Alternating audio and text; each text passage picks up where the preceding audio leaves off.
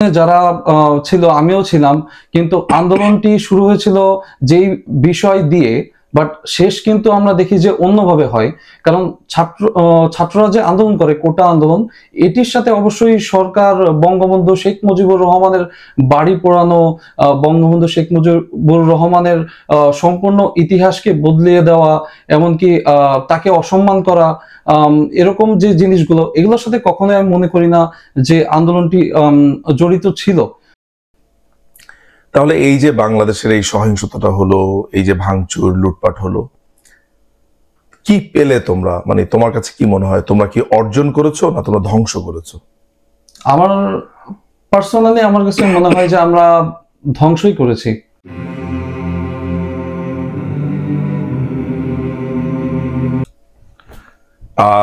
তুমি তোমার নামটি আমাদেরকে কি বলবে? নাম, তোমার বয়স কত? জি, আমার নাম আজমাইন শাহরিয়ার অর্ণব এবং আমার বয়স 21। তোমার বয়সের কথা দেখে আমার কাছে এটা মনে হচ্ছে যে তুমি জেনজি প্রজন্ম নামে যে প্রজন্ম ব্যাপারে আমরা জানি, সেই প্রজন্মের একজন বা প্রতিনিধি। তুমি কি নিজেকে একজন জেনজি প্রজন্মের প্রতিনিধি বলে মনে করো? জি, অবশ্যই আমি মনে করি। আচ্ছা, তুমি তো নিশ্চয়ই দেখেছো যে বাংলাদেশে 5ই অগাস্টের আগে কি হয়েছে, জুলাইতে কি হয়েছে, এবং 5ই অগাস্টের পরে আজকে প্রায় 4 মাসের উপরেও সময় অতিবাহিত হয়ে গেছে। তোমার কাছে আমি যে জিনিসটা জানতে চাবো প্রথমে, যে 5ই অগাস্টের আগে যেই কথিত আন্দোলনের বিষয়টা ছিল, এই আন্দোলনকে তুমি কিভাবে দেখো, 1 নাম্বার, এবং পরবর্তী সময় অর্থাৎ 5ই আগস্টের পরে বাংলাদেশকে তুমি কিভাবে দেখো? প্রথমে আমি জানতে চাচ্ছি 5ই আগস্টের আগে। জি, অবশ্যই প্রথমে আমি বলতে চাই যে 2024 সালে আপনি দেখেছেন যে আন্দোলনটি হয় কোটা আন্দোলন, এটি কোনোভাবেই আমি যুক্তিগত মনে করি না। এর প্রধান যে বিষয়, প্রথমে সবাই যে ছাত্ররা আন্দোলন করে সেটি হচ্ছে কোটা আন্দোলন। যে কোটা নিয়ে তারা আন্দোলন করে সেটি 2018 সালে অলরেডি কিন্তু কোটা বাতিল করে দেওয়া হয়ে গেছিল সরকারের মাধ্যমে। কিন্তু 2021 সালে একজন ব্যক্তি, মুক্তিযুদ্ধ কোটা ধারী ব্যক্তি আসেন এবং বলেন যে আমি সম্পূর্ণ সরকারের এই রায়ের বিরুদ্ধে। তখন সম্পূর্ণভাবে আবার হাইকোর্ট এই জিনিসটাকে মানে তিনি একটা রিট করেন, এই তো? জি জি জি। আচ্ছা, তারপর? তো সেই ক্ষেত্রে যেটি হয়, এই বিষয়টি আবার ব্যাক আসে যে কোটা থাকবে, কিন্তু এইখানে সরকারের কোনো অবশ্যই দোষ ছিল না। আপনি দেখতে পান তো সরকার আবার ছাত্রদের পক্ষে থেকেই কিন্তু আপিল বিভাগে জি যান, আপিল বিভাগে আপিল করেন। জি জি আপিল করেন।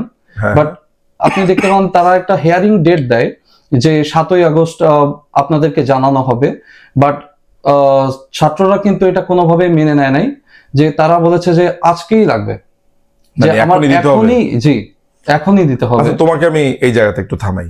জি জি। তুমি তো নিজেই এই ছাত্রদের একজন, জি জি, তাই না? জি অবশ্যই। তো তুমি কি এটা চাওনি? এখনই চাই, এটা তোমার কাছে মনে হয়নি? জি অবশ্যই, এটি তো এরকম না যে হাইকোর্টের একটি বিষয়, যে হাইকোর্ট একটা রায় যদি দেয় তো সেই ক্ষেত্রে সেটা হিয়ারিং ডেটে একটি সময় থাকে, নির্দিষ্ট সময়। এটা তো এমন না যে আজকে বললাম তো আজকে, তো যে ডেট অনুযায়ী কাজটি হয় অবশ্যই। তো এটা তো বললেই হবে না যে আজকে চাই তো আজকে।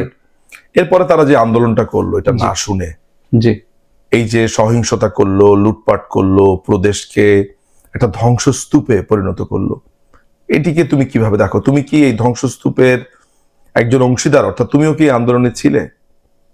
জি অবশ্যই, আন্দোলনে যারা ছিল আমিও ছিলাম, কিন্তু আন্দোলনটি শুরু হয়েছিল যেই বিষয় দিয়ে, বাট শেষ কিন্তু আমরা দেখি যে অন্যভাবে হয়। কারণ ছাত্ররা যে আন্দোলন করে কোটা আন্দোলন, এটির সাথে অবশ্যই সরকার বঙ্গবন্ধু শেখ মুজিবুর রহমানের বাড়ি পোড়ানো, বঙ্গবন্ধু শেখ মুজিবুর রহমানের সম্পূর্ণ ইতিহাসকে বদলিয়ে দেওয়া, এমনকি তাকে অসম্মান করা, এরকম যে জিনিসগুলো, এগুলোর সাথে কখনোই আমি মনে করি না যে আন্দোলনটি জড়িত ছিল। তো আমি মনে করি, যেমন আপনি আরো দেখবেন যে গণভবন থেকে অনেক কিছু চুরি হয়েছে, আপনি দেখেছেন যেমন বিভিন্ন ভিডিওতে। যেমন ধরেন মাছ, হাঁস, এমনকি অনেক কিছু, এনিথিং, মানুষ যে যেরকম পেরেছে তাহলে নিয়ে গেছে। জেনজি প্রজন্ম কি চোর? আমি অবশ্যই বলবো যে সবাই অবশ্যই না, বাট স্পেসিফিক্যালি যারা এই আন্দোলনের মূল হোতা ছিল, তারা অবশ্যই, আমি তাদের উদ্দেশ্যে বলতে চাই কি বলতে চাও? যে তারা অবশ্যই এই জিনিসটা, আমরা তাদের অংশভুক্ত নই। মানে তারা কি অবশ্যই। চোর কিনা তোমার জি দৃষ্টিতে? অবশ্যই, মানে অবশ্যই কি? অবশ্যই তারা চোর, বাট সবাই তাদের অংশ অবশ্যই না। মানে সবাই চোর না, জি। যারা করেছে তারা চোর। জি জি। তারপর এবং যেরকম অনেক মানুষ ছিল এই আন্দোলনে যারা মোটিভেটেড, তারা কিন্তু জানে না যে আসলে মূল উদ্দেশ্য কি ছিল এই আন্দোলনের পিছনে। সো ধরেন 100 জন এই আন্দোলনে ছিল, বাট বেশিরভাগ মানুষই জানে না যে আন্দোলনের উদ্দেশ্য কি। কিন্তু এর ভিতরে যারা মাস্টার মাইন্ড ছিল, তো সেই ক্ষেত্রে আমি বলতে পারি যে দোষটা আসলে তাদের, নাকি বাকি যারা ছিল মোটিভেটেড, যাদেরকে আন্দোলনে আনা হয়, যারা শেষ পর্যন্ত থাকে, আম, তাদের উদ্দেশ্যে আমি বলতে চাই না, বলতে চাই তাদের উদ্দেশ্যে যে যারা মাস্টার মাইন্ড ছিল। এরা কারা ছিল বলে তোমার মনে হয়? যেমন আমি নাম উল্লেখ করতে চাই না, না না, নাম উল্লেখ করো, কেন করবে না? তুমি যেমন কি কাউকে ভয় পাও? আমি কাউকে ভয় পাই না, বাট যেমন আপনি দেখতে পারেন বিভিন্ন সমন্বয়করা, সো এদেরকেই আমি বলতে পারি। কারা বলো? যেমন সার্জিস আলম, হাসনাত আব্দুল্লাহ। এরা কারা ছিল? এরা আসলে শিবির শিবির দলের কর্মী ছিল এরা। সো এটা আমরা সবাই দেখতে পারি, আসলে এটা আমরা আন্দোলনের পরেই দেখতে পাই। এই বিষয়টা আমাদের অজানা কিছু না। তাহলে এই যে বাংলাদেশের এই সহিংসতাটা হলো, এই যে ভাঙচুর লুটপাট হলো, কি পেলে তোমরা? মানে তোমার কাছে কি মনে হয়, তোমরা কি অর্জন করেছো না তোমরা ধ্বংস করেছো? আমার পার্সোনালি আমার কাছে মনে হয় যে আমরা ধ্বংসই করেছি। কারণ আমার মনে হয় আম, আগেই আমাদের দেশে ডেভেলপমেন্ট বলেন বা যে কোনো কিছু বলেন, আগেই তো পরিস্থিতি আরো ভালো ছিল। কিন্তু ডে বাই ডে আমি দেখছি আমার দেশের অবস্থা আরো দিন দিন, আপনিও দেখতে পাচ্ছেন, উন্নয়নশীল দেশ ছিল আমাদের দেশ, বাট এখন যে অবস্থা, আমি হতাশ আসলে এটি দেখার পরে। কেন মানে এত দ্রুত তোমাদের ভেতরে এই হতাশাটা কেন পৌঁছলো? মাত্র 5ই অগাস্টে তোমরা বলছিলে, অর্থাৎ জেনজি প্রজন্ম বলছিল যে তারা দেশ দ্বিতীয়বারের মতো স্বাধীন করেছে, তারা নতুন দেশ গড়বে। 4 মাসের মাথাতে তোমাদের এই হতাশাটার কারণটা কি? ওয়াই? জি, আসলে আমরা প্রথমে ভেবেছিলাম আম, এটা কোটা আন্দোলন, তো এটিতে যোগ দেওয়া আমাদের অবশ্যই উচিত, বাট শেষে এটি সরকারের পতন এর আন্দোলনে পরিণত হয়। এবং সবশেষে গিয়ে আমরা বুঝতে পারি যে এটি একটি রাজনৈতিক, কি বলবো এটা আপনাকে, আসলে রাজনৈতিক একটা হাত Motivated. ছিল, রাজনৈতিক একটা হাত ছিল এর পিছনে। এবং আমরা আমাদের ভুলটি বুঝতে পারি যে আসলে এটি আসলে একটা বড় ভুল ছিল আমাদের এই আন্দোলনে নামা। এবং সব মানুষ যখন এই আন্দোলনে নামে, তখন সবাই ভাবে যে আমরা যে কাজ করছি এটি অবশ্যই ঠিক, বাট ধীরে ধীরে আমরা বুঝতে পারি যে আমরা কোন দিকে আগাচ্ছি। তোমার কি মনে হয় যে তোমার মতো তুমি যেভাবে ভাবছো, তোমার সাথে নিশ্চয়ই তোমার বন্ধু বান্ধবরা আছে একই বয়সী, বা অন্য স্কুল কলেজের অনেকেই, তোমাদের একটা নিশ্চয়ই একটা সার্কেল আছে। জি অবশ্যই। তোমাদের এই বন্ধু বান্ধবরা কি তোমার মতোই ভাবছে যে তাদের ভুল হয়ে গেছে, এটা একটা তোমাদেরকে ব্যবহার করা হয়েছে বা নিজেদেরকে ব্যবহার করা হয়েছে, এমনটাও কি তোমরা ভাবছো? মানে অন্যদের ভাবনা কি সম্পর্কে তোমার ধারণা আছে? জি অবশ্যই আছে। প্রথমে বলতে চাই, বেশিরভাগ মানুষই মনে করে যে আমাদের হয়তোবা এটা উচিত হয়নি, এই আন্দোলনে যাওয়া বা এদের পক্ষে সমর্থন করা। আর কিছু ব্যক্তির কথা বলতেই পারি, যে আমাদের ফ্রেন্ড সার্কেল বলেন বা বিভিন্ন গোত্র, তারা অবশ্যই এই ইন্টারিয়াম গভর্নমেন্টের পক্ষে। সো তারা অবশ্যই তাদের দলেরই ব্যক্তি বর্গ। সো এটাই বলতে চাই আমি। 52 ভাষা আন্দোলন, 69 গণ অভ্যুত্থান, 70 নির্বাচন, 71 মুক্তিযুদ্ধ এবং পরবর্তী সময় বাংলাদেশ আওয়ামী লীগের বিভিন্ন অবদান, আমাকে একটু অনেস্টলি বলবে যে তোমাদের কি কি আসলে ডিটেলস জানা আছে এই বিষয়গুলো সম্পর্কে? সত্যি বলতে, আমরা ছোটবেলা থেকে সমাজ বইয়ে যেরকম পড়ে এসেছি, আমাদের গদবাঁধা যেসব এডুকেশন, সেইখান থেকে আমরা যতটুকু জেনেছি, এর বাইরে আসলে আমরা, আমি আমার কথা বলতে পারি, আমি বাকি সবার কথা বলতে চাই না।